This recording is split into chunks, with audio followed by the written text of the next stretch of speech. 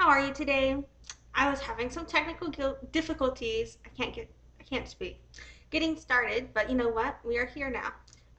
So today the main topic is really just going to be kind of me wrapping up what I have processed so far on the Casze Raylee Rukavina situation. And I'm really amused because I started off saying it Casze Z. Then I started saying it Cazaze, because the Casze Z thing was I didn't know how to say it, and then the Cazaze was because Rayleigh said it that way, and then I've been saying Caze, Caze. No wait, shit, I can't spell Casze. Yeah. Um. So I've been saying it like Caze, not Jose. I've not said Jose once. Okay, fuck it. I'm talking about the brand.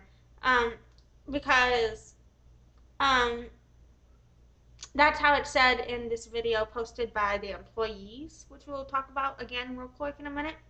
But whatever, fucking, I'm still troubleshooting some of the stuff that's happening with these live streams. You know what I'm saying? But I will be doing something different for that beginning intro countdown thing because I don't I think it's serving its purpose for what I want it to do now, but I still want the content of it to be better. So I will make something else with that, but I just might not be able to get to that till September, end of September probably, because I got some shit I need to do first.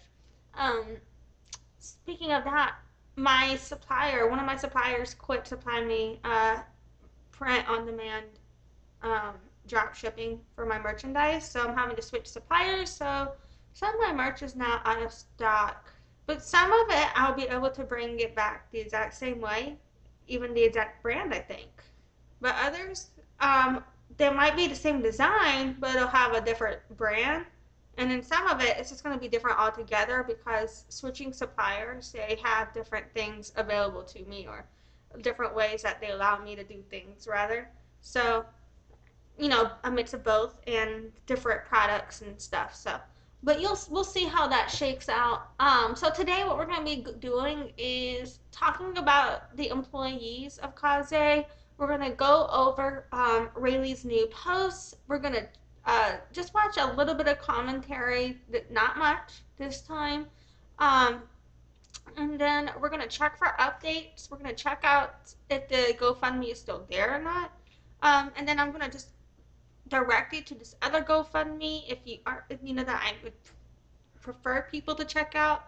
I've been linking to the GoFundMe because of proof of its existence, but I do not encourage anybody to donate. I mean, if you really want to, can't stop you. I'm not trying to make anyone feel any type of way for their own life choices, but I just wouldn't. I don't think you should. I don't know, but that makes sense. And that's strictly because of the employee situation. And then after that, we're going to wrap up with a little conversation about checking out some engagement and public interest analytics from Raylee and Casze, and just talking about my theories behind what I've been discussing with not only the news cycle, but also how they are going to be able to potentially monetize this situation in the future. And so, yeah, that'll be the conversation today. Alright, I'm gonna roll my intro and then we shall get started. Hi, my name is Lexi, aka Deaf Child. I'm born deaf, hard of hearing. My team was one of the top teams between 2020 and 2024 in New Orleans and Louisiana. I began doing business as Deaf Child in 2013, marketing 2011, and sales 2009.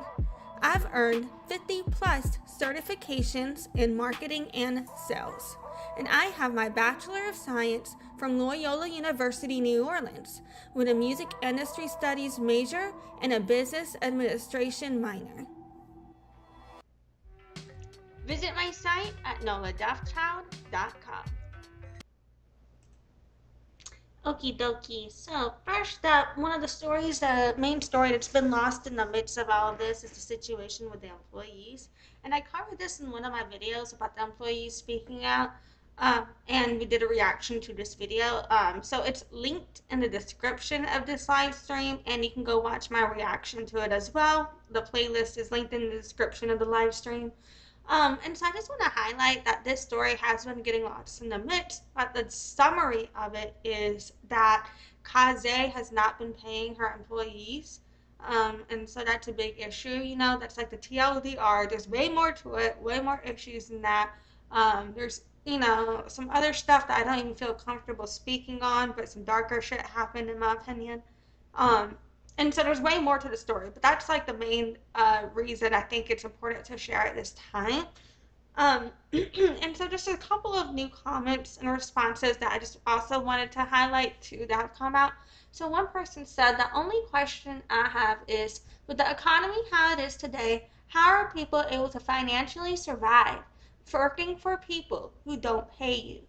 People have way too much faith in others. And I feel like that's so true because I've worked places that didn't pay me, and I mean, it really sucks when it happens. But I'm like, it's happened so often in New Orleans. In my head, I was like, oh my God, it's horrible that's happening to them now. But whenever I saw this, I was just thinking like, um, doesn't everybody experience this though? Not that it should be normalized. Or accepted. I don't accept it or think it should be normalized. I'm just saying, like, we're not really surviving, and it's like, so I guess it's just the people have way too much faith in others thing. It's just, all I meant by that is that, it could happen to anybody, but maybe I'm being weird for feeling weird. I don't know. I didn't mean to feel weird. Like, because I'm sure they didn't mean it like that. Oh, I'm just crazy, right? Anyway. Oh, that's ableist. Okay, working on it. Anyway, so fucking the designer said, Cynderra stole from us all the same way, did not pay us our last paycheck or wrote bad checks for final wages. So yeah. And I feel like, when you consider like any labor produced by Cynderra it could potentially, based on this evidence, be off of stolen labor. It's like, you know what I'm saying? It's like, well, it's hard for us to then want to take her claims of anything being stolen from her seriously, because it's kind of like my scooter. I think I said this before. My scooter got stolen, and if somebody steals my scooter from the person that stole it from me, wouldn't that be hilarious? I'm sorry. Um. Anyway, fucking.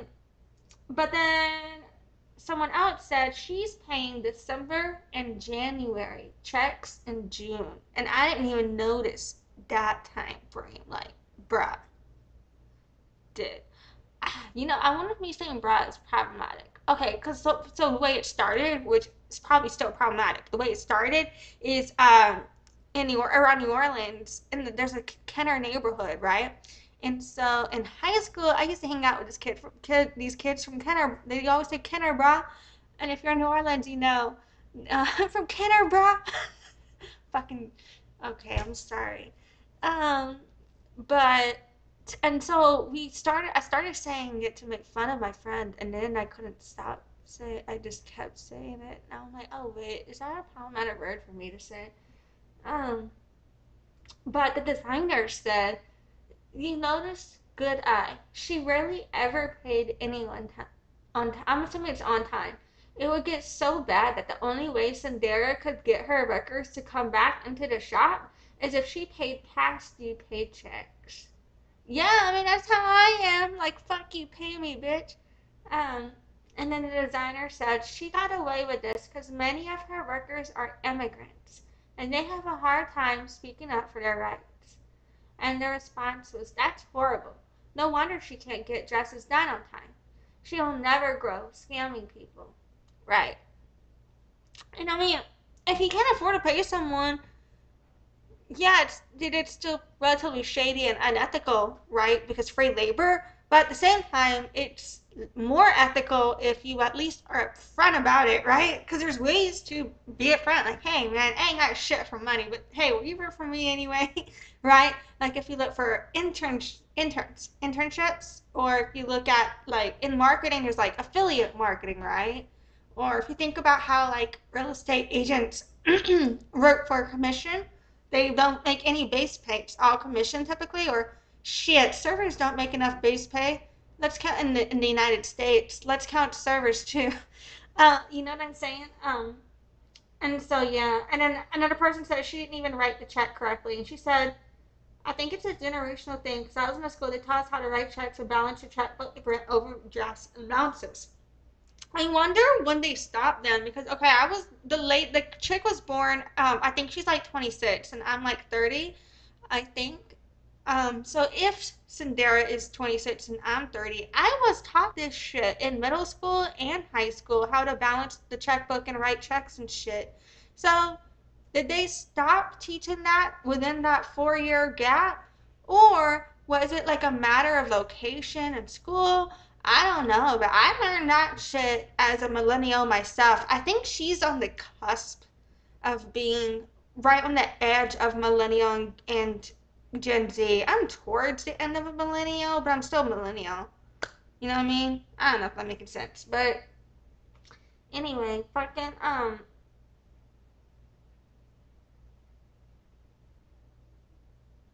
and then someone said, but a business owner should know how to write a check for sure because you will be writing plenty. You can Google how to fill it out.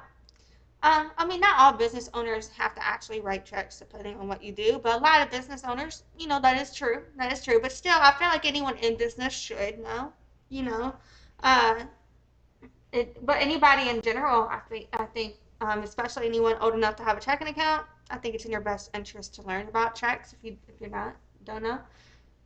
But yeah, anyway, so this video is linked in the description. It would mean a lot if you haven't reposted it. If you would please repost it, share it to your stories, tag some friends, you know, message it to some friends, share this little bits around. That would be great. No, wait, I'm sorry. I didn't mean to call the video a bitch. This video is the shit, though. This video is bitching. You know what I'm saying? Like, it's awesome. Okay, so go watch this. Go share it. Thank you very much. Did I say chair instead of share? I don't know. I can't speak. I can't think. Fuck. I don't know what I'm saying. Read my mind. Um. Okay. So next up, Raylee Rukavina did post another video. This is the next video since the last video that I went over that she did. Um. But it's not the last video that she's posted. So fucking this video though, I'm not gonna comment on it because I don't want to say anything problematic because she does talk about therapy in here, so I don't want to say anything problematic about how someone is dealing with their own trauma, right? I will say, I typically am very weary in general when anybody talks online about mental health in certain ways. You know, I think we should all share our own lived experience with mental health. But she does try, in my opinion, to say things that could come off as giving people advice on mental health. And I typically, I mean, if people are asking for it and they want to know, I guess it's one thing if you're just responding with how you deal with things, right? But there's also, like, for me, there's certain boundaries people should have. And I just never take it well when people within certain roles are trying to say shit about mental health in general or tell me or others or people in general what to do with mental health because I'm like, let's mental health is already problematic enough under colonial influences. When you have someone who's not decolonized or trained in mental health trying to, it's just, I don't know, I feel like it could go wrong in a lot of ways. Like, I just see that, and we're not talking about her specifically, I'm talking in general right now, but she did kind of do some of that, but I'm just talking in general. Like, where I feel that there's just red flags it raises with me because I feel like people start misusing or weaponizing Western therapy terms to just be either complacent with um, normalizing fucked up things or having cognitive dissonance from their own behavior. But I will say one thing that I don't like where it says key points. If something triggers you, heal from it. Learn to take back your energy feelings. Stay grounded. And what I don't like about all of this is when you talk about trauma, if she's just talking about like how she processes trauma in general and she's looking at things through a trauma lens, I think that's normal because as some of myself, like I have CPTSD, so everything is through trauma for me. Like one memory just, I have somatic flashbacks, and like different words start put me in a flashback, and different scenarios will put me in a flashback, and it's like I am reliving a past in the present, and I'm like, fuck, trying to keep my mind grounded, right? So things will like I understand when you compartmentalize and process your life through trauma with the like the words she's using, the context in which I understand it of my own self-projection in life. I just don't like when you're talking about this in relation to the wedding drama, because in my opinion, not everything is a trigger. I don't like when people misuse traumas and triggers and terms related to mental health regarding normal things of getting upset, normal drama, normal thing. And so, but at the same time, I don't know her. So there could be things about this specific scenario that was triggering for her, that did touch on her trauma. And I don't want to dismiss that or gaslight any of that. And so that's why I'm not going to react to this video. That's why I'm just speaking generally on my thoughts generally. And I just, you know what I'm saying? And I just want to reiterate, I don't know this person. I just want to put my thoughts on the general concept of the video. You know what I'm saying? If that makes sense. And so that video exists. It's linked in the description of this video. And in the last video, she was talking about how she puts her emotions or something like that in a box or whatever, and then comes back to the box later or something like that. That's not a good wording. That's my rough summary of that video. And so what she was replying to was step 1, how does one obtain this box? I'm a ball of anxiety. And so in here, this video, in my opinion, she talks about like trauma and EMDR and shit. It used to show a transcript on here, and that was fucking awesome. I wish it still did that. But, life is hard. So, I wish it still did that. Why don't you love me? Anyway. But yeah, you can go see this video to see what she talks about there. So, and then this is another video. In this video, it's just a 7-second one to, I forgot if it's a song or a TikTok trend sound. This is the video she posted after that. And I think it was the last video at the time that I pulled all of this up. So we'll see if she's posted something else since then. But, it says, point of view, me the week of my wedding due to having no wedding dress. And then let's see. Do you know you have 30 minutes? Okay, it's the do you know you have 30 minutes? 30 minutes, 30 minutes trend song thing. And the other thing, that caption that pops up next says, do you know we are 3 days from my wedding? And then it just says yes after that with a question mark. Okay. And then I just want to notice here where it says, if you're seeing this, it's your sign to check out the Dress Saga series on my page. And so that caption itself is another thing that gives me, like, where I, like, backs up or feels like where I had that prediction about using this for the engagement. And this type of commentary, besides that other video she had posted, is kind of like those things that kind of, like, make me feel like, okay, this kind of backs that up in my opinion. So yeah. Fucking, alright. Next up, we'll check out if they posted anything new in just a second. But next up, there's a few different takes I thought we could react to. So we got 2 from Alexandra of Bueno. So, This is the first one where Alexandra talks about their new videos that were posted a couple of days ago when I last did my last live stream. So this will be a reaction and reflection of all of that. Dress gate. There have been a couple of new videos that have been posted, so let's talk about them. The first one was a video posted on Cynderra's personal TikTok account where she said something I didn't know that I already knew that I'm reminding myself. Basically. So Alexandra is talking about how there's 2 new videos, and on Cynderra she posted something about how she didn't know but already knew about herself, and then we'll see what's next. I noticed this one doesn't have captions.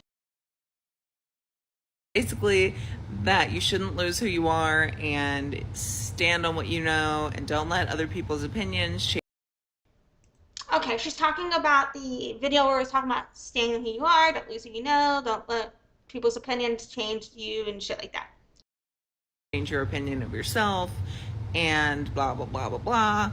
And she had a whole bunch of comments under that video that are now gone, but it's an interesting video to say. Oh, so she's saying that comments are now gone under the video. So, does that speak to dirty delete here? Now, in certain cases, when it comes to like discrimination, like when I post on deaf stuff and I've got hearing people trying to tell me about deaf issues, I'll just be like, yeah, fuck you guys, block them, right? Because on a certain level, when it comes to discrimination, I think you should hit that block button because it's to protect your newsfeed and your algorithm from being engaged with people like those little dipshits. Or you handle it how you want to handle it, but that's just the way I think you could if you wanted to. But when it comes to after you made a post calling like basically in my opinion calling your audience to go look for somebody to then turn off your comments about the situation as it still unfolds is interesting to me because it's like, well, you called all of these people to action but you're not ready to continue engaging with them, but you were fine asking for the people's labor before, you know what I'm saying? And so, in my opinion, if you want to maintain a relationship with the people, your audience, there's got to be a give and take with where if you are calling them to action in this way, you know what I'm saying? Now, if it was a different situation where, for example, say this had nothing to do with a business transaction, leave the dress out of it. Say there was never a dress. For example, hypothetical, right? And Raylee and Casze were only 2 people fighting, just online, just shit talking each other, just hated each other. Say that was what happened, right? And Casze sent everybody after Raylee. Um, and, I forgot what my point was. But, fucking,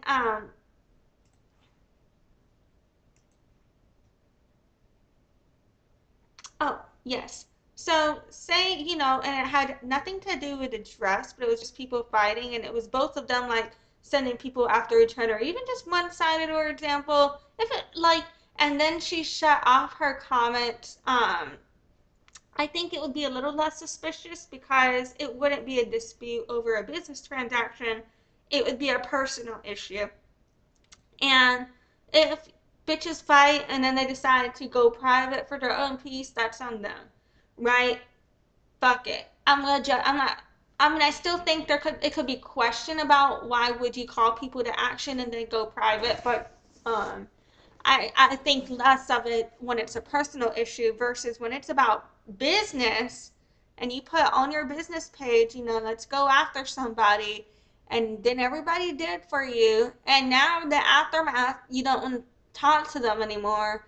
That is something different, in my opinion. I haven't processed it fully, but I do think that's something to process more. You know what I'm saying? The least. And then next we have Raylee posted 2 new videos. She posted one talking about how she found her new dress 2 days before the wedding. Okay, now she's talking about Raylee's new videos, how Raylee found the new dress before the wedding. She essentially, her mom had booked her 2 appointments with the 2 places in town. She went to one, tried something on. They only had one for her to try on. She didn't love it. She went to the other one. She's retelling the story about how Raylee found her dress, but basically Raylee went to one store, then she went to another, got the dress from the other store. Ended up having one that she loved. She only had to get the bottom of it shortened. It ended up being like the perfect dress for her. As we all already knew, it was genuinely such a beautiful dress on her. And then the next video was, and then she's just talking about how that was a beautiful dress, perfect dress for her and all of that. I do think that the other dress is a totally different vibe for sure, but you know, I do think that the other dress actually fit with the whole setting better. Like, just in my head visually, just even the idea of where the other dress was going, like this dress fits the scene better. Anyway, but whatever. was her talking about how she got through her wedding weekend with all of this going on, and how she essentially just compartmentalized everything, and put it into the back of her head, but also that she didn't know, like she knew Cynderra had posted the video on Friday because she had seen it, and that's when she privated all of her accounts, but she didn't know to. Okay, and she's recapping that Raylee was aware of the video, but it was the first video posted Friday because she saw that before she went private and everything. What extent the defamation was happening. But then she's saying she didn't know the extent to which the defamation was happening. I think legally, I think Raylee and I have different reasons why she thinks she's going to be able to argue defamation. And her attorneys will be able to obviously argue it. And so, obviously, I'm not an attorney. But I'm just saying that Case's attorneys have very good defense on the defamation on the stolen issue.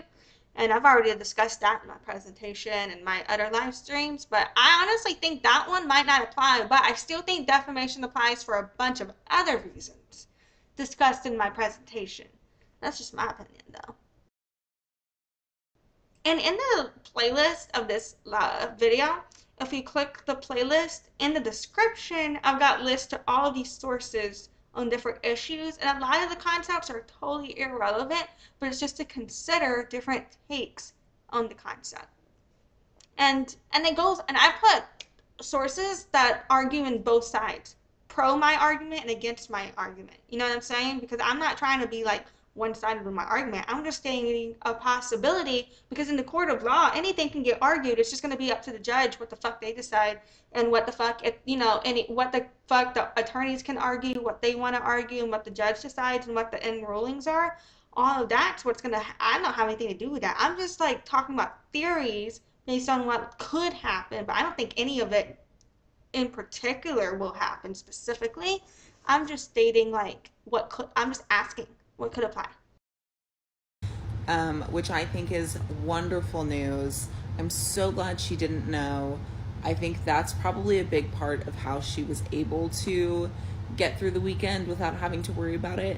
Except me personally, like I would have worried about it the whole weekend. I'm the kind of person, like, if I cannot respond to someone, but I'm gonna think about it. I'm going to be anxious about it. I'm going to think about it. I'm going to replay it over and over in my head a bazillion times. All the different scenarios, all the different ways it could be going. I may not have responded, but I'm thinking about it. And it's annoying, and I'm so jealous of her that she's able. All right, she's talking about how jealous she is that this lady was able to enjoy her time and not think about it and blah, blah, blah. I mean, the human mind, I don't believe she did not think about it or whatever. You know what I'm saying? That's not how the human brain works. I just meant she's probably tried not to think about it, and there were tools she used to take her mind away from it when she did think about it, I'm sure. But I mean, I'm sure she thought about it. Like, who the fuck wouldn't? Like, what? But yeah, fucking I don't know. I just really feel like everybody is kind of acting like she went through like war, or like she was physically abused or something, you know what I'm saying? And to me, none of this is that big of a deal. Like, in my opinion, like, why am I weird for thinking all these people are making this a way bigger deal than it needs to be? Maybe Rayleigh has CPTSD like me too, because I can be dramatic as shit, but when I am, I feel like the roots of it come from CPTSD shit. Maybe she's got CPTSD, I don't know. Like, but why are they making this some like Grey's Anatomy type shit when it's literally like, this bitch did not pay for her wedding dress and then she refused to return it because she didn't like it. That's it. And then the fucking designer called her out for not paying for it. And so then public opinion went two ways on it.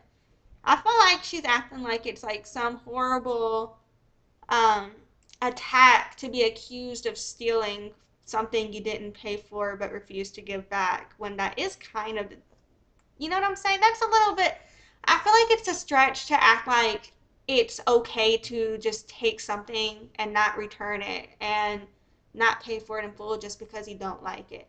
And that's why I think it's funny. And this is not a reflection on the Don or the Rojensu, because this is my opinion, not hers. I don't know her opinion. I don't want to say I'm reflecting on her, but I just thought that was really funny where I noticed that she called her original playlist "The Scammer Got Scammed."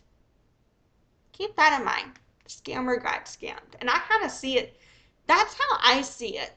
And I'm not saying that's what the real Junsu meant by those words, but those words are what I am taking out of that context to apply in this way of saying, that's how I see this. I don't see it as either of them are real victims. I see them as both people who are problematic in this situation. You know what I'm saying? Anyway, that's just me.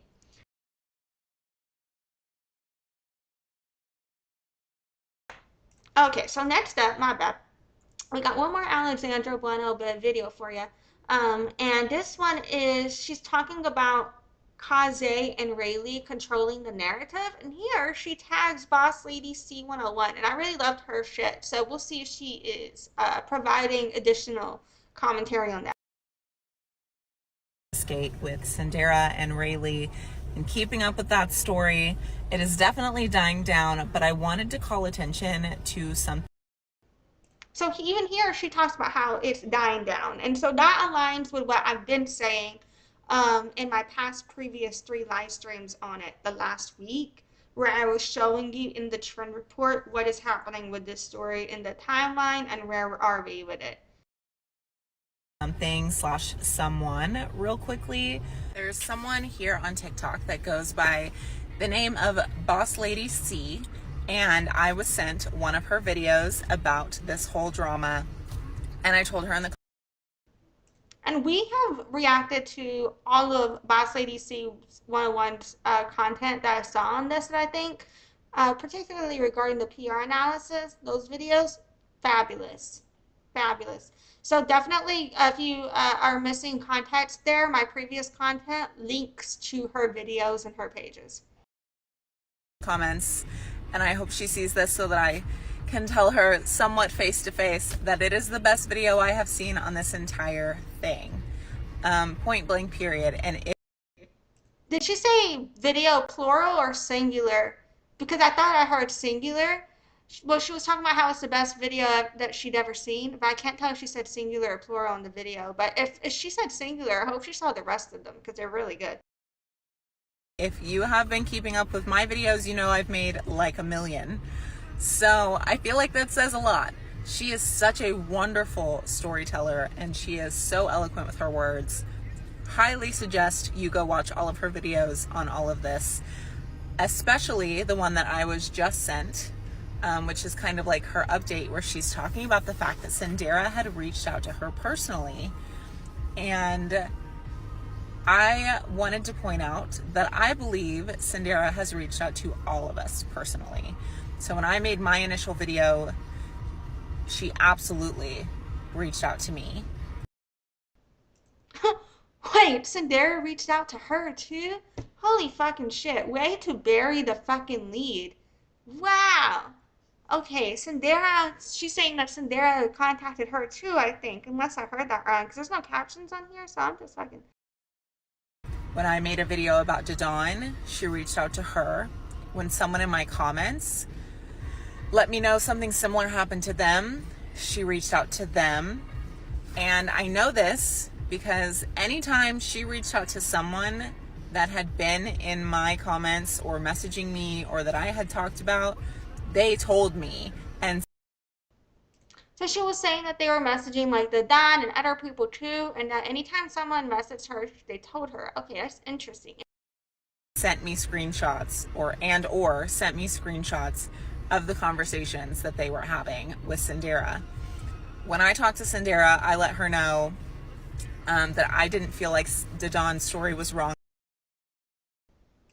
So yeah, so she saw screenshots with Cynderra and everything, and so she told Cynderra that she didn't think that the Don or anybody was wrong, right? And I think that's good play. Like Cynderra does seem to be reaching out to creators directly, trying to do damage control. I honestly don't think that's a good move on either Raylee or Cynderra's part.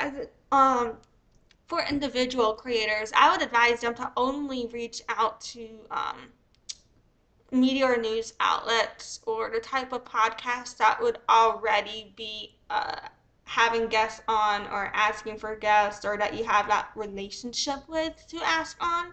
You wouldn't go to those random strangers or commentary channels because that's just never going to look good for you ever. And it never goes well. It never goes well. I hate talking about this bitch, but look at the GRB. I don't want to say her first name because it's a slur, but the killer who should not be glorified. Um, that bitch. She's super problematic. You know what I'm saying? And with her though, where she went wrong, she's tried to develop these relationships with these commentary channels that fucking turned on her, and so she's got these issues with Fanny from the Good Wives Network, and I think there's something happening with her and Katie Joy of the Crystal Ball or some shit too. I don't fucking know. So she develops these relationships with these creators trying to get these stories out, and then it doesn't go well for her. And it's funny as fuck because fuck her anyway, right? But it's just an example to show you though that it won't ever go well for you, and that's like a popular example that people know about to reference. But you can take a lot of other situations too. You can't just go on random commentary PR people's things when you're in a PR crisis trying to give them your story. That's just why would you fuck yourself over that way? Because they're just gonna take what you say in that way and twist it on you, and you don't have control over that narrative. So that's just not a response I would recommend to anyone ever. And so it shows me Casze is either going against what people are telling her to do, or people are telling her to do that, um, and fucking they're shitty as fuck, or she hasn't been telling she's not getting advice on her business procedures. um you know what I'm saying? Or even if she's not getting advice, if people find out later, they're still in some ways co-signing it by allowing it to perpetuate, in my opinion. Because like, what? Yeah, anyway. Okay, let's keep going. My bad. At all. She went hardcore that Didon was a liar, and I said I have seen so much evidence at this point that I am gonna have to respectfully disagree. Yeah, if you check my presentation, Cynderra calling anybody a liar is fucking hilarious. Because no way is she lying. Like, I have seen so much to back up what she has said that I'm sorry, but that's not possible. Or I don't believe you, essentially. And then I let her know. So yeah, Cynderra is trying to say the Don was lying, and she's trying to basically explain like she would never fucking believe that. Cause like who the what? No, I hope you get whatever justice your business deserves. And I said it like that on purpose, and hopefully. So yeah, she said I hope you get whatever justice your business deserves. Um,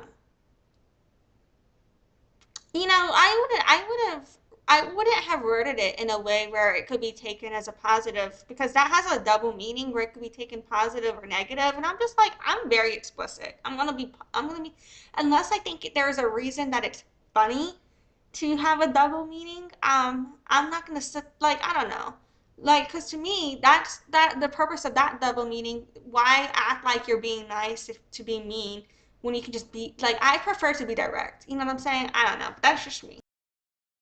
You get why I said it that way. Um, what I think is interesting though is that Boss Lady C calls out that Cynderra is trying to control the narrative. And I thought that every single time that one of these women that I had discussed or that had come into my comments saying this happened to me too, let me know that she did in fact reach out to them. And it was always, let's make this right. Let's get you the dress that you didn't get, or let's work on getting you your refund or whatever. And to me, and to some of them, it's kind of like, why now? If you I don't really get where the point she's making, but she's talking about how like in the past, the Casze was acting like she was going to resolve the issues with previous people. I'm assuming where she's referring to how Cynderra would like play the clock on the dispute window for the charges. You know what I'm saying? And then she's saying, but why now in terms of the I don't know what she's saying why now in terms of what. You know what I'm saying? Because it wasn't until now that shit's getting popular about it again. So that's why I respond now. You know what I mean? For me, that answered itself. But I don't know.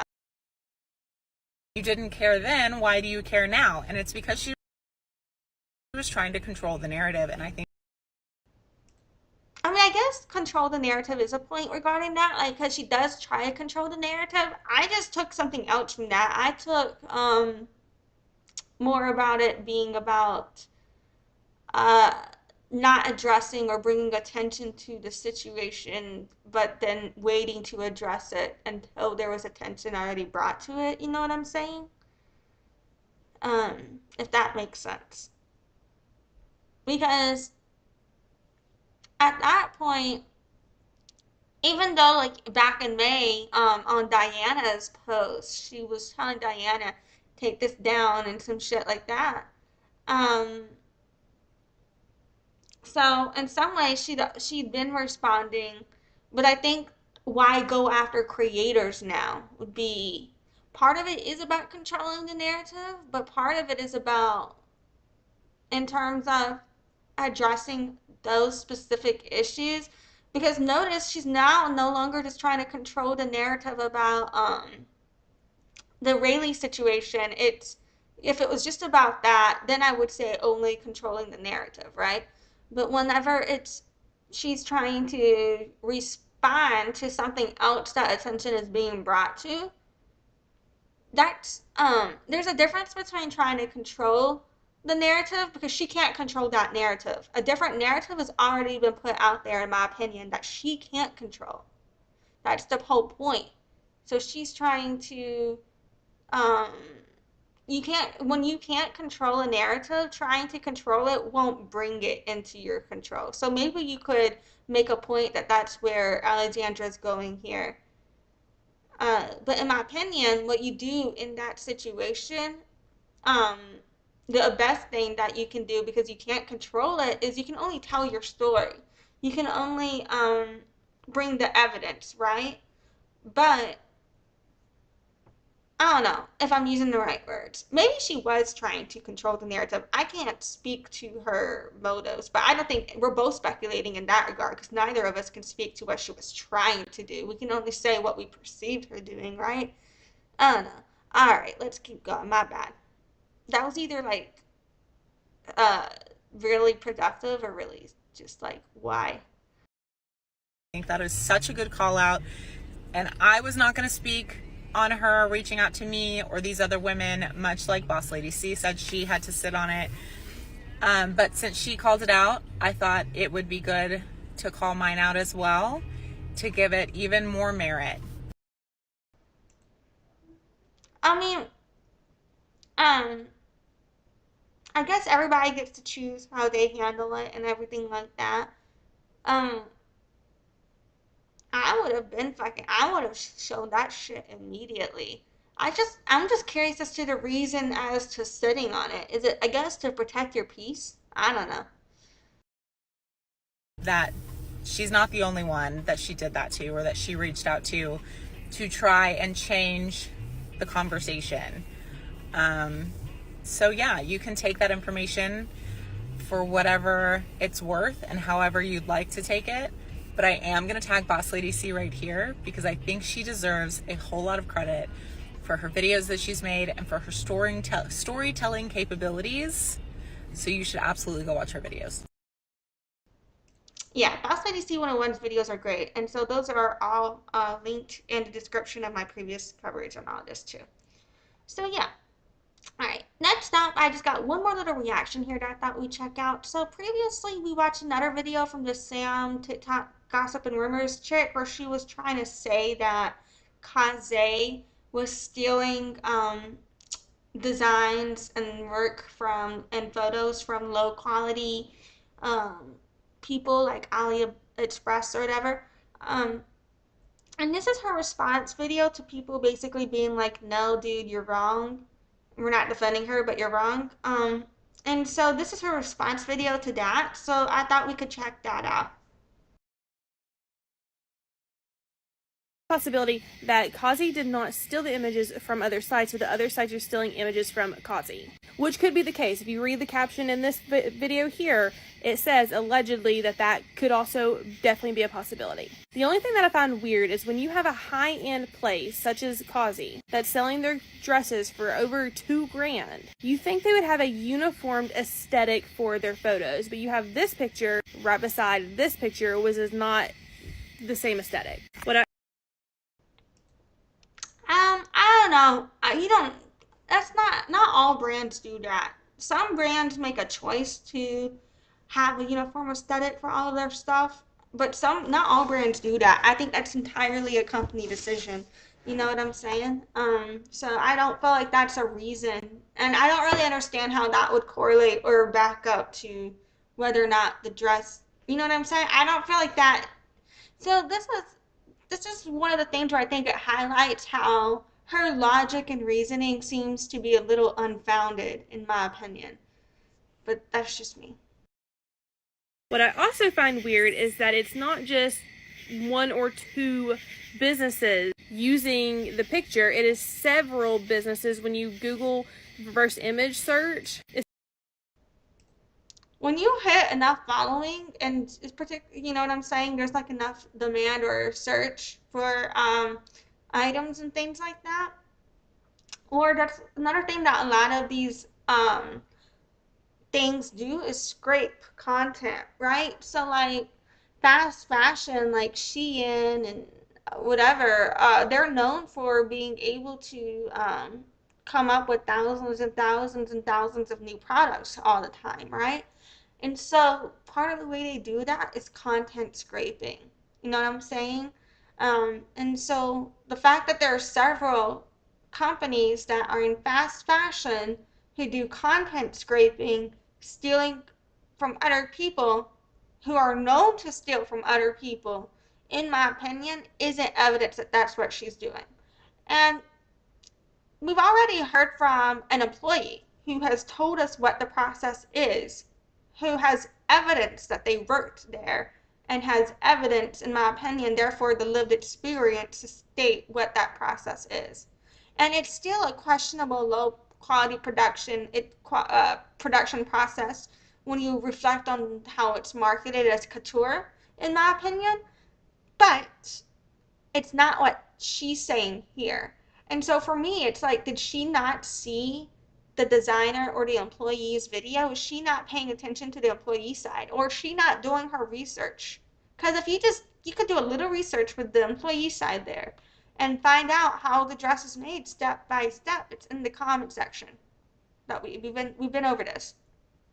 So anyway, that's just another thing where I'm like, okay, so this makes me like, you know, I've reacted to her video through this process, but she isn't someone that I think I will follow myself. You know what I'm saying? And if you do choose to follow her, I hope, you know, I hope you're enjoying her content. I would just be wary of the claims she makes, in my opinion. Or look into her sources yourself. I always link my sources in the descriptions of my video whenever I can, as much as I can, so you can go looking at that shit yourself. Or sometimes my shit's linked in the comments. Or sometimes if there's like videos linked in the description of my video, the sources will be there. It's not always just AliExpress or whatever. It is multiple. It comes from multiple different places. Let me just show you. Okay, so if you screenshot and you go into the Google image reverse site and you put in one of the pictures, it is going to pop up about one. All right, so let's look here. So we have DHgate.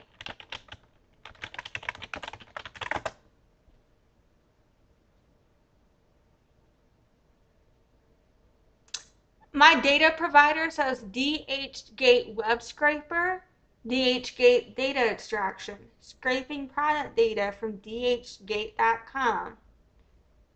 DHgate.com. What is web scraping and how it can help you shop? So, I just want to let y'all know that this is one of those situations where I would just reflect on some of that. Let's look.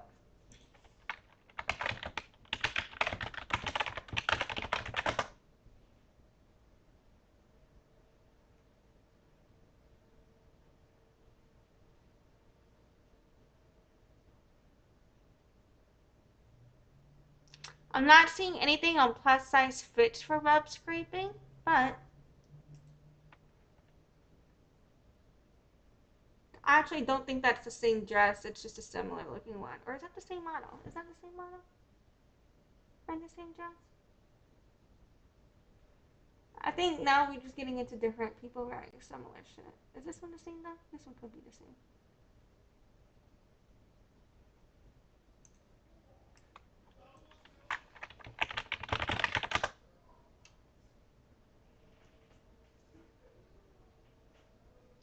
So X Plus wear is a scam.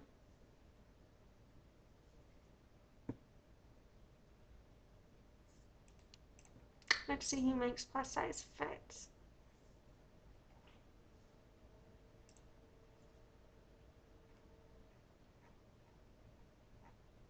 I did not save the sources for any of this shit, sorry y'all. Who worries about you?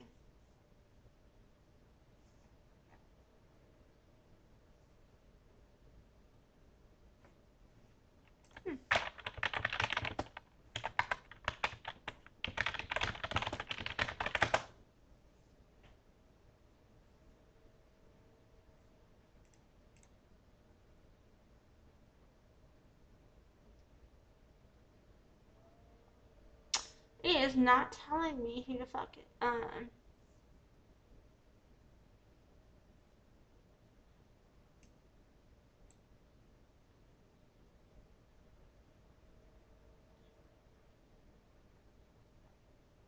Let's see.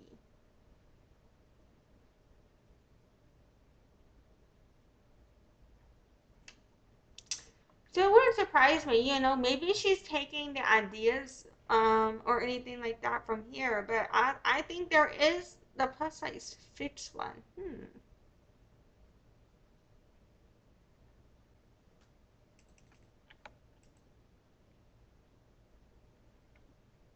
But what I don't get is plus size fits for plus sizes. That's not a plus size model.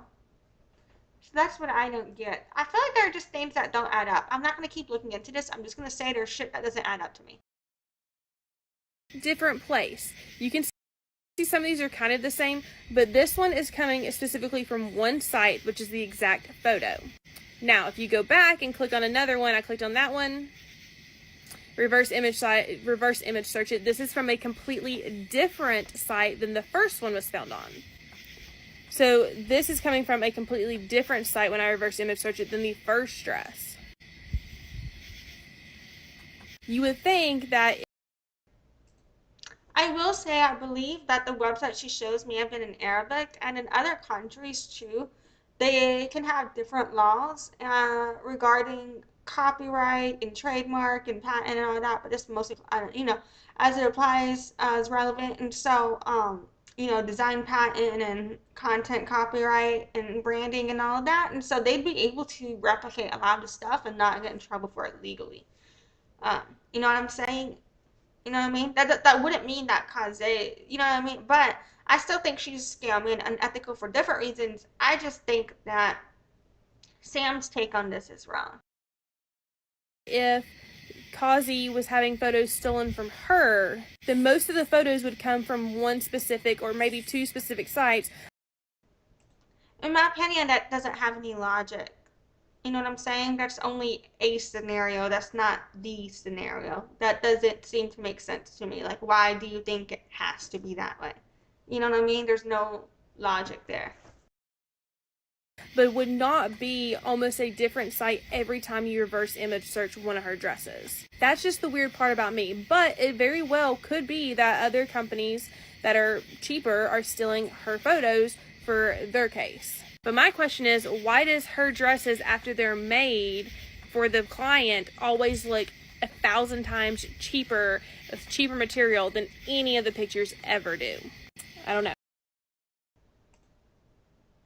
I think that we can definitely agree on this. Clients who have spoken out, not getting quality. It does look, we have seen her work on the carpet though. And celebrities and influencers have worn that shit and looked good in it.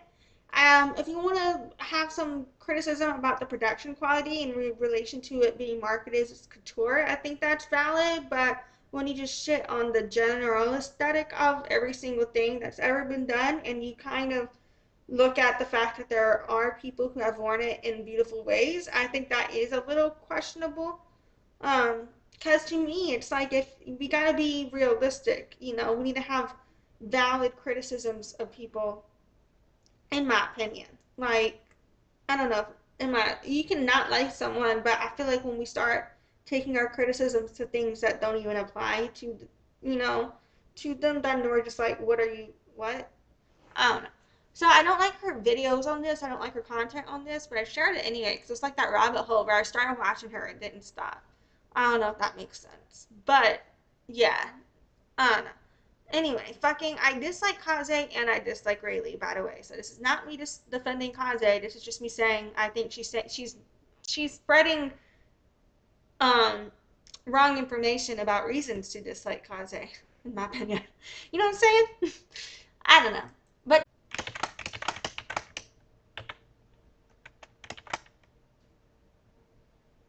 okay, I'm gonna link these for the search engine result for the DHgate plus size fits and information. I'm not gonna link their website because or this Aller thing because I didn't even fucking get anything from it. Um, you know what? I don't even think I'm gonna link the plus size fits, but I'm just gonna say, because there's nothing that I got out of that, I'm just gonna say with plus size fits, I just noticed that that model that they showed was fucking the model that she showed was fucking I'm putting this link in the comments for now, in the description for now, and I'll reword that later. So the model that they used for Okay, let's talk about the possibility. the plus size fit situation was not a plus size model, and that's what stood out to me on that example. Um, if that makes sense right there. So yeah. Anyway, fucking moving on though. It does not look like Raylee has posted anything new. We will check one more time before we end the live stream if there's anything new. I think she's using this opportunity to promote her content. I don't think that Casze posted anything new either. No, I mean, there is new shit. I don't feel like watching it though. It doesn't seem to be about the Raylee situation. Um, and I don't think that Cynderra posted anything else on her personal page either. Oh, she did. Okay, I don't know if this is or is not about the Rayleigh situation. This could totally be a waste of time. but just in case, I'm gonna go ahead and watch it real quick. Do you know you have 30 minutes? Okay, this is fucking hilarious because now she's using the "do you know you have 30 minutes" trend. And if you take it back to the beginning of this live stream we watched where Raylee used that trend in her video talking about where was her wedding dress when it was 3 days before. So now, and this is 1 hour ago, Cynderra's just posted as a response, it's going on in 3 weeks and still nothing. Where's that thing? Hashtag 15 minutes of fame about the payment. That is so fucking petty. Isn't this hilarious? 30. Dude, it's linked in the description of this video. I'm gonna link this video too. I'm just gonna throw this at the bottom and then later I'll go put it in the right order. But yeah, fucking in this video, I've already linked where it says, Raylee promotes dress videos. That video is where Raylee uses this trend song. And so for Casze Cynderra to then post this video with that same trend, it's like as a response to it, in my opinion, like a direct response to it, in my opinion. Holy shit. Holy shit. I'm gonna have to retitle this video, I think. Because I found out two fucking jaw-breaking, like big news-breaking news for me. One, Cynderra also messaged Alexandra Bueno. And two, Cynderra posted a petty ass response to Raylee. I think that's fucking hilarious. Fucking hilarious. Okay, so we will check for comments before we end, and we're gonna check all of their social pages for new updates before we end. Real quick, I just wanted to highlight at the time I started the live stream, it looks like the fucking GoFundMe is still up. However, nobody has donated in 12 days. I think that's good that nobody's donating. Refreshing, it is still up as of the time of this live stream, so we're just reporting on the status that it still exists. A GoFundMe that I would rather you donate to is Mandy's Fight Against Cancer for those who are willing and able, but no stress for anyone this would be a burden to you. Mandy and I used to work at Compare Le Pen together. So January 30th, 2023, she was diagnosed with invasive ductal carcinoma breast cancer. And then July 2024, she's developed new health issues. She's been doing rideshare. She's still trying to work, but she's just, because she's sick, still dealing with treatment. She's behind, and she's been going to the hospital for tests. And here it says, any help is appreciated as always. Y'all have been saving my life, and I'm ever so grateful. So if you have 2 shakes of a lamb's tail and $1 or $2 to spare, it would mean a lot if you could go donate to this GoFundMe, please. So to wrap up, before we check one more time before we go if there's any updates, I figure we could just move into some marketing themes. So I wanted to bring our attention to average engagement rate and to look at the engagement happening. So we're using CountTick.com for our TikTok analytics. That's free. It's not too detailed, but it is free. And so we're going to check out Casze. She's currently at about 59,000 followers, 2 million likes, 388 videos, 197 following. I want you to notice the average engagement rate. So you can kind of see how we have, this is the last 10 posts, last 1, 2, 3, 4. So, but if you want to notice the trend here, think of the tops of the graphs as if it's a curve, as if this is a line. You know what I'm saying? And I want you to notice how when you look at the last 10 posts right on the Casze page, and oops, wrong one. So we've got 1, 2, 3, 4, 5, 6, 7, 8, 9, 10. And so I want you to check how this engagement fluctuates, the average engagement rate, the overall engagement that she gets. So, and by this we mean when we look at video, the first video here, we've got 91 comments for 16.1 views, 16.5 thousand views, but I don't know how many likes we have. 91 likes, not comments. Did I say comments? My bad. 91 likes per 16,000 views, right? So that's a very, very low engagement rate. So let's go back 1, 2, 3, 4, 5, 6, 7, 8, 230,000. So this is 741 likes per 230,000. So it's much higher. So with Casze, we've got a curvature here that's not consistent. Heavy fluctuations in our engagement. And when we notice, in my opinion, that we have an increased engagement surrounding, in my opinion, when we scroll down here, you have increased engagement surrounding, why is this going black on me? The actual Raylee Rukavina situation. So let's look at the engagement rate here. This is showing us just less than 1% engagement rate. Now, usually businesses have a 1 to 2% engagement rate. So she's performing in a lower 25th percentile for her demographic, in my opinion. You know what I'm saying? So what I'm saying is, normally people are performing and getting 4 times the engagement that she is currently getting on her videos. And so that's how much her engagement has suffered as a result. However, it looks like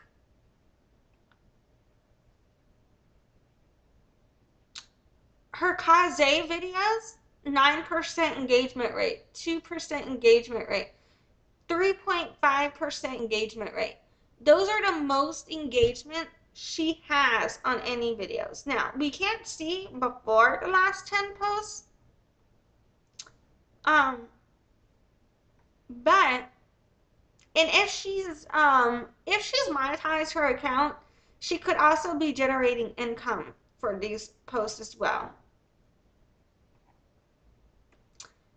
So I can't see what happened before, but I'm going to go ahead and want to assume that her engagement rate wasn't this high, in my opinion, potentially.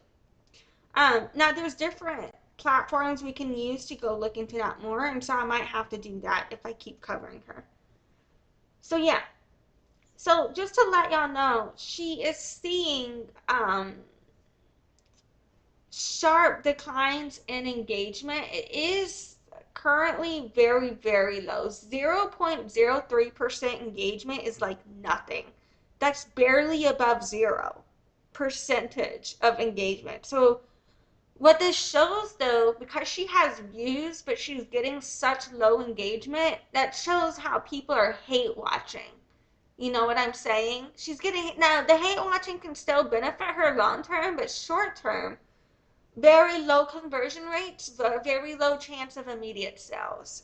You know what I'm saying? Moving on, let's check out Raylee Rukavina. So Raylee Rukavina, she's on an opposite situation now. Her engagement around 10 posts ago, high engagement when she had gotten originally called out. Lots of people were coming after her. But then she posted her side of the story, and then, in my opinion, I think it comes from, announcing her engagement, people coming after her, posting her side of the story, and then after her side of the story came out, it declined because lack of interest. But then the last video got a lot of response, but I think that has to do with how she's answering a comment, further engaging with people. I am wondering if she said anything about the wedding at the end, but I also think it got more engagement because the other videos she did weren't her telling a story. Like the videos where she tells stories get the highest engagement, but when she's just sharing like photos or just doing like little TikTok trends or an ad, that gets lower engagement from what she did. Um, and so, but overall, her engagement, she's got seven, oh no, she's got, her engagement is increasing. It's all, her engagement is higher, it's over 7%. It's higher than Case's. Her likes is higher, her comments rate higher, share rate's higher right now. But her followers are right at 52,000, 1,400,000 likes, 98 videos, 1,000 following. Um, and when you look at her views, she's got a much higher engagement rate, much stronger engagement rate than Casze. The ad that she did is the lowest engagement rate that she has, and I honestly think this is just not the best ad. But I'm not trying to be rude. It's just her trying to sell this product and do this whole, I don't know. Did I even cover that? But yeah, fucking. But yeah, everything has pretty good. This other ad, I think I'm assuming that might be an ad too. But this other product placement here has a very low engagement rate. Her product placements are her worst engagement rate. Her ads are the worst thing that she does. But when she just talks and is just being her, people like that. Um, in my opinion. So they both, if they have their accounts monetized, they both have potential to be making money off of this.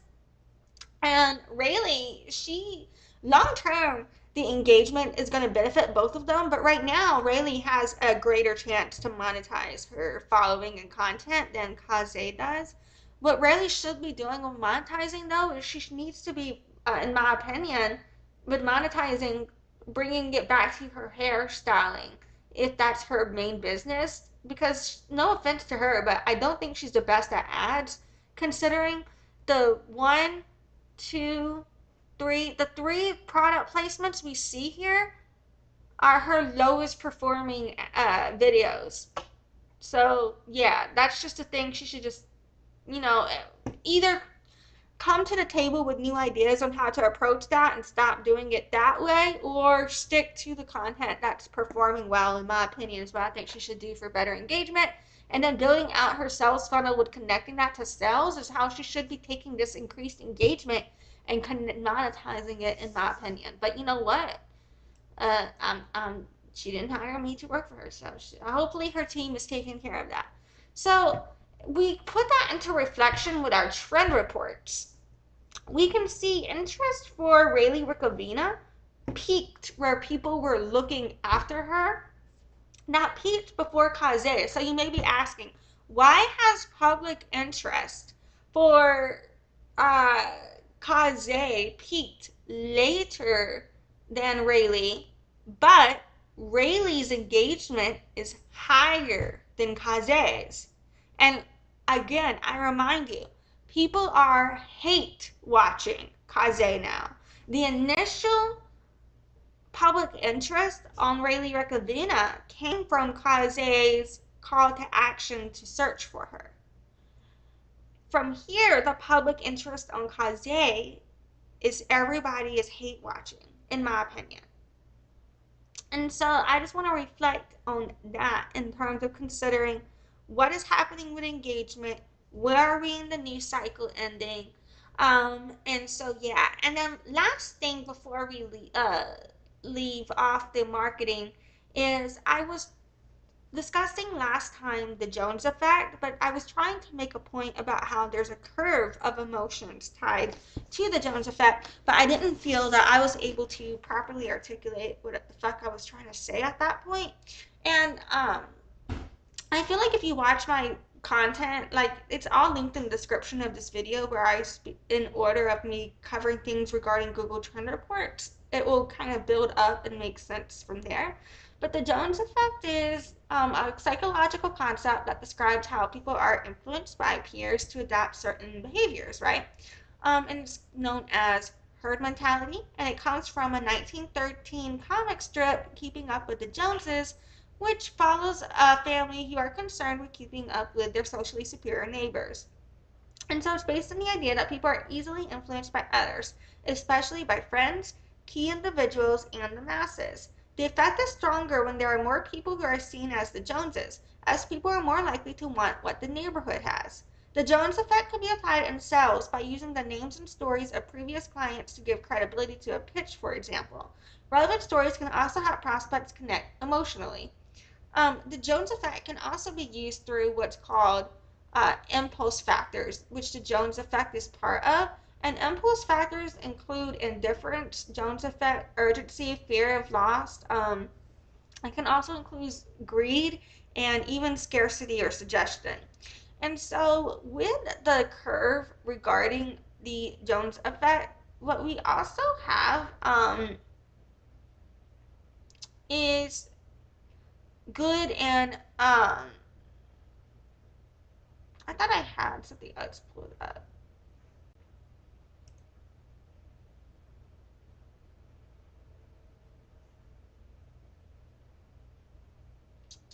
And that's unfortunate for me.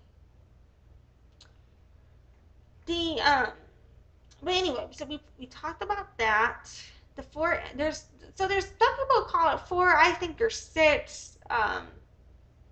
But the whole concept of impulse factors are that they are things that trigger impulse buying or buying in general. And so we can apply this to things such as the curve of buyers' emotions. When you look that up, we can find like the emotional side of investing, right? So we've got, people can be hopeful, excited, ecstatic, nervous, desperate, panic, doubting, hopeful. And so we take these emotions and you take impulse factors, right? And you take the Jones effect.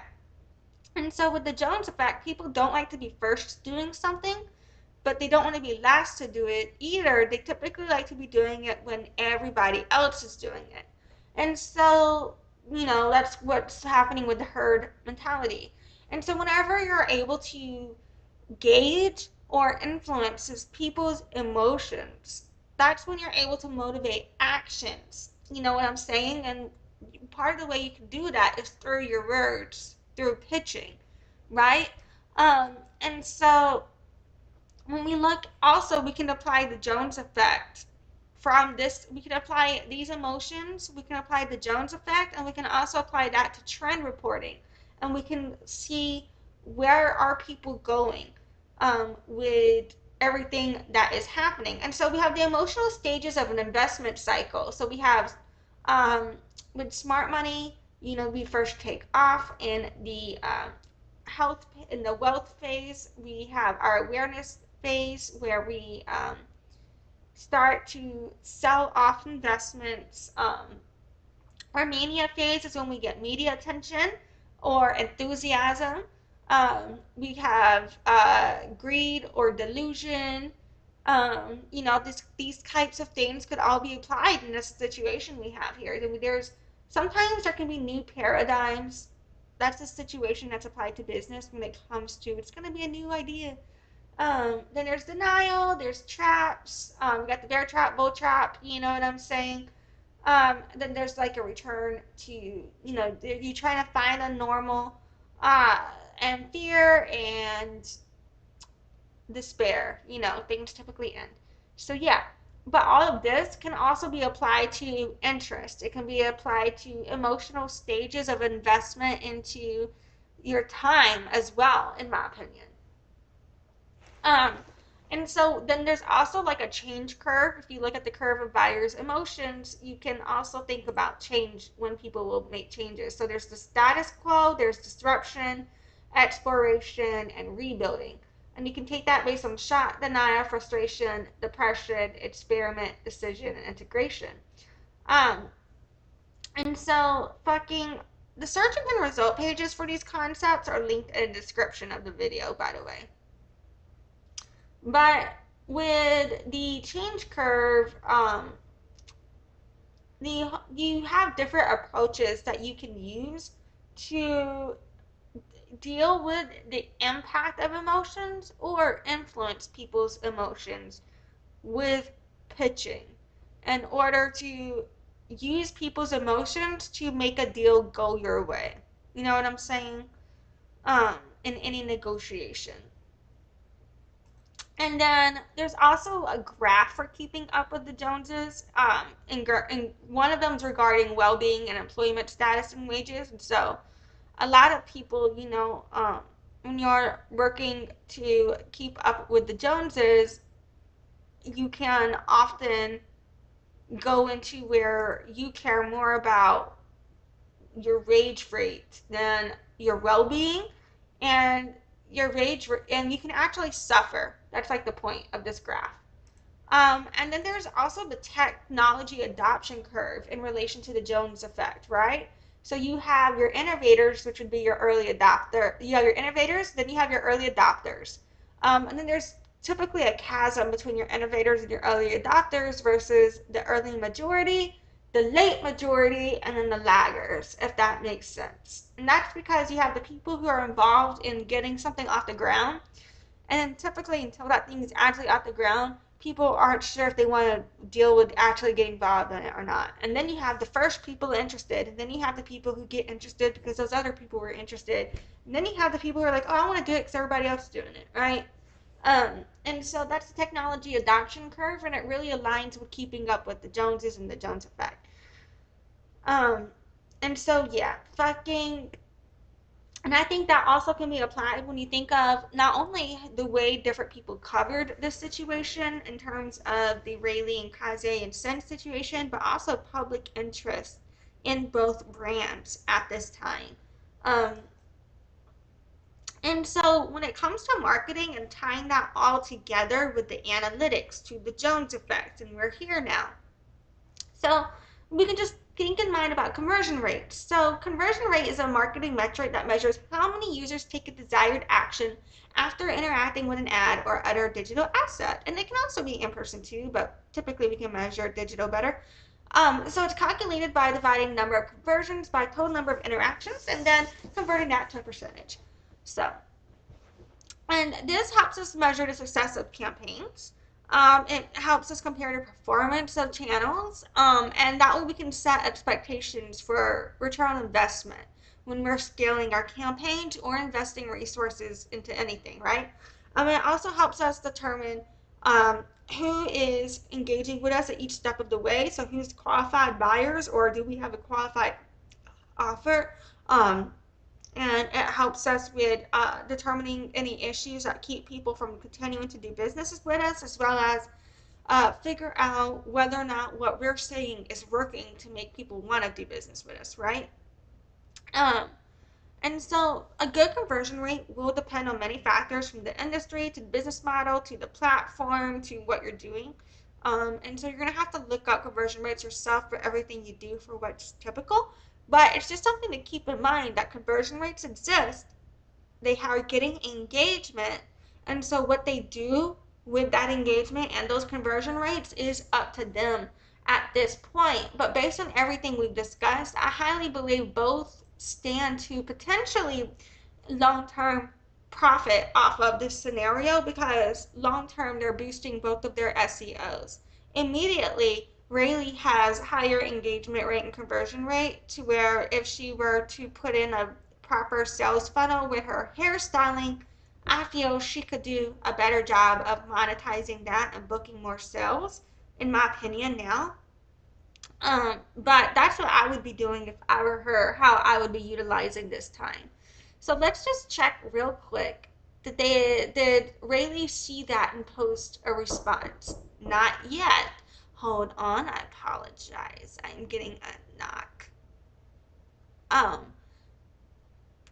about to conclude, so I feel weird doing a break because I'm about to end, but fuck it. I'm about to do this break buffer and then we're going to conclude. Sorry. Be right back.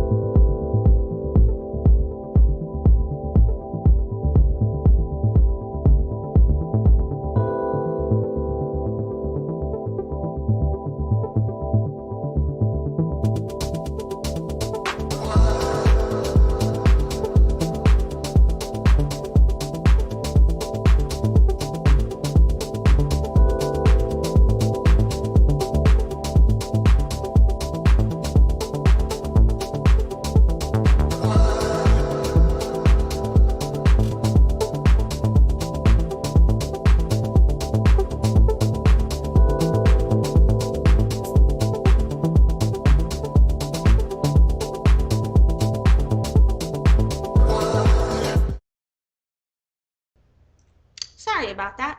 I clicked the wrong button. Alrighty, so we're just wrapping up here anyway. So fucking. Alright, doesn't look like Raylee posted anything new. Did I just refresh this anyway? Yeah. Nothing new here. Did Casze post anything new since we last saw that? No. Nothing new here. And did Cynderra post another new video?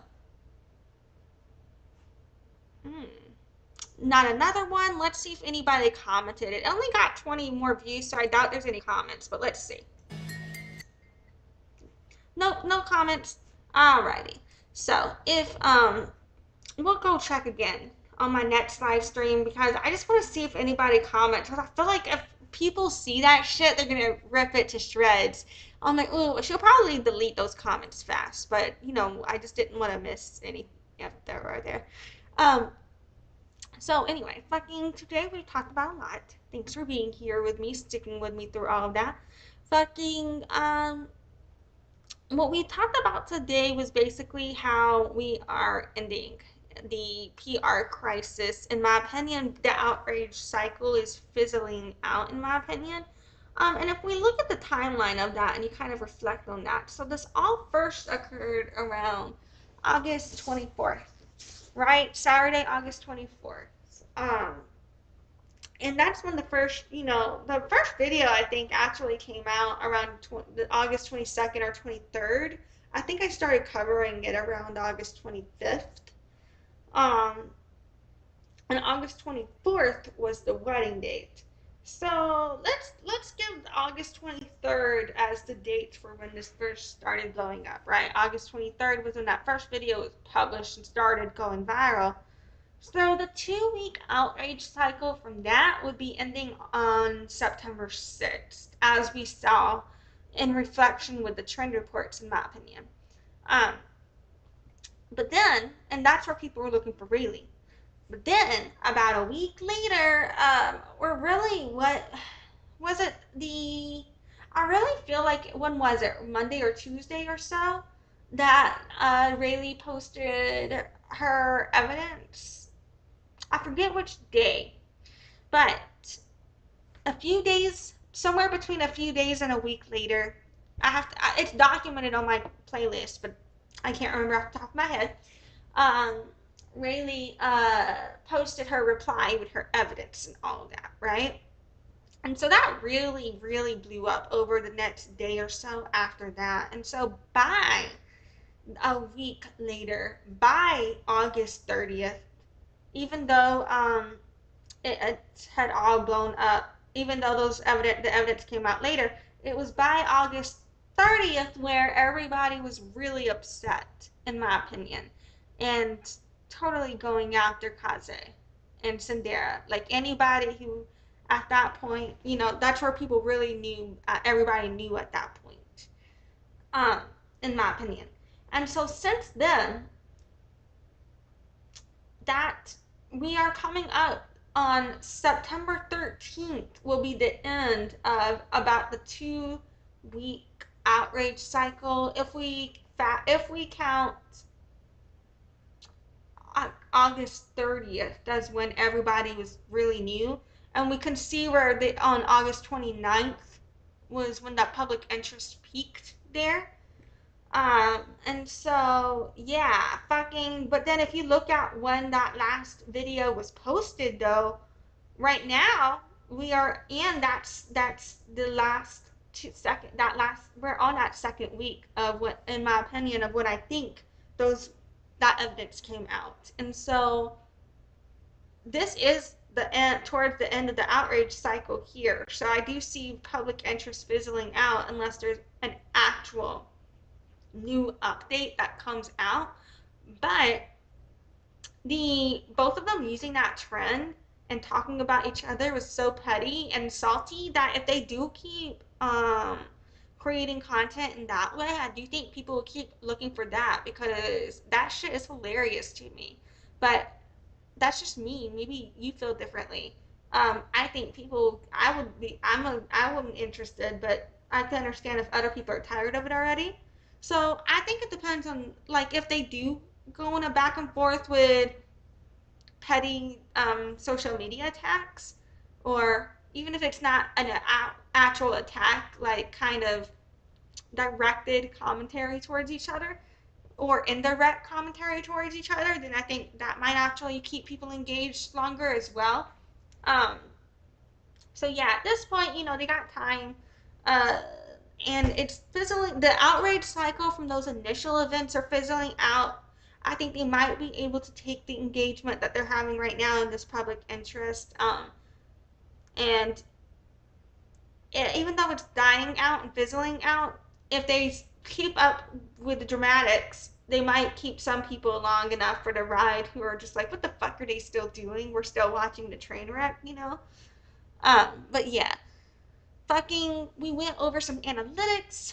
I got my links to all of that in the description of this video. We looked over the trend reports and we talked about the Jones effect and how this impacts different cycles of interest, and how this